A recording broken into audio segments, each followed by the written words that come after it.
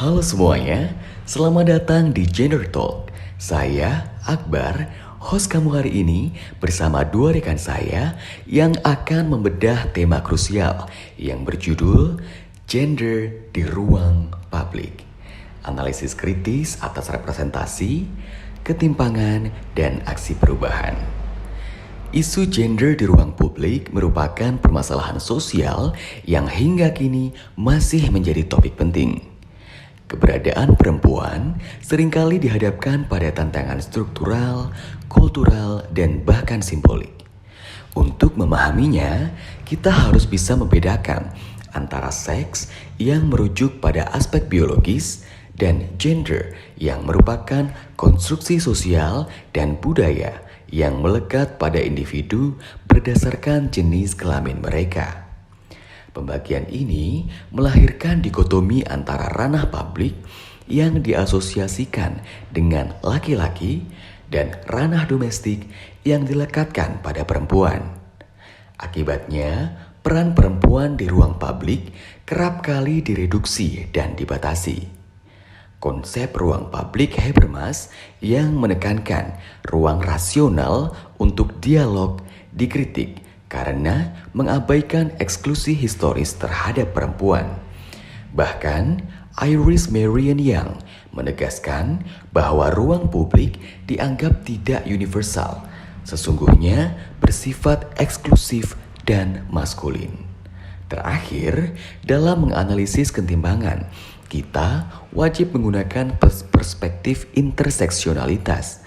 Pandangan ini yang diperkenalkan oleh Crenshaw menekankan bahwa diskriminasi tidak dapat dipisahkan dari identitas lain seperti kelas sosial, etnis, atau bahkan agama.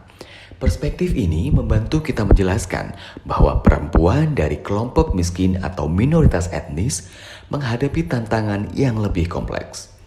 Sekarang kita beralih kepada speakers 2 untuk membahas manifestasi ketimpangan ini dalam representasi dan struktur. Ya, Akbar, terima kasih.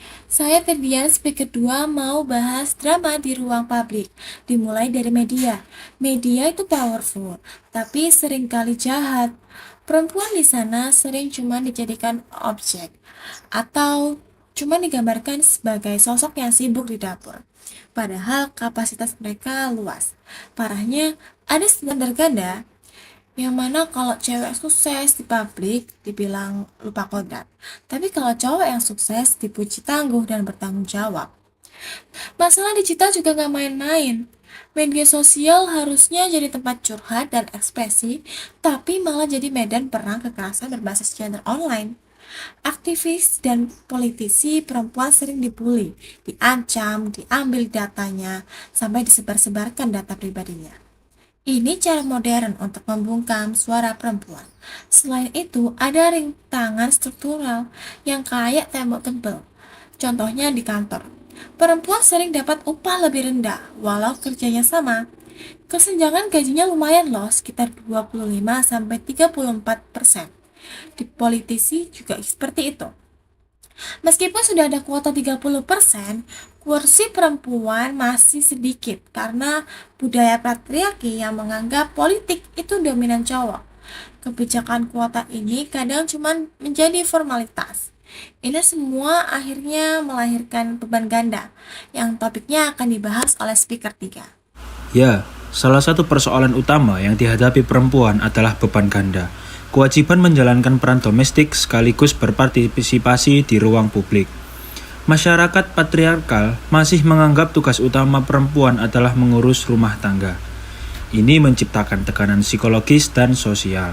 Perempuan yang aktif di ruang publik sering dianggap mengabaikan tanggung jawab domestik, sementara laki-laki tidak menghadapi penilaian serupa. Hal ini menunjukkan bahwa dikotomi publik-privat masih menjadi hambatan utama bagi kesetaraan gender. Meskipun demikian, kita melihat munculnya harapan gerakan sosial seperti #MeToo atau kampanye digital di Indonesia menunjukkan adanya kesadaran kolektif untuk menuntut ruang publik yang lebih aman dan inklusif. Organisasi seperti Komnas Perempuan dan Koalisi Perempuan Indonesia telah aktif dalam membangun ruang aman baik berupa forum diskusi, layanan konseling, maupun platform digital. Upaya menciptakan ruangan publik yang setara memerlukan sinergi antara kebijakan publik, pendidikan gender, dan partisipasi masyarakat. Oleh karena itu, kami memberikan beberapa saran strategis. Yang pertama, pemerintah perlu memperkuat kebijakan afirmatif di ranah politik dan birokrasi, serta memastikan implementasi yang substansial.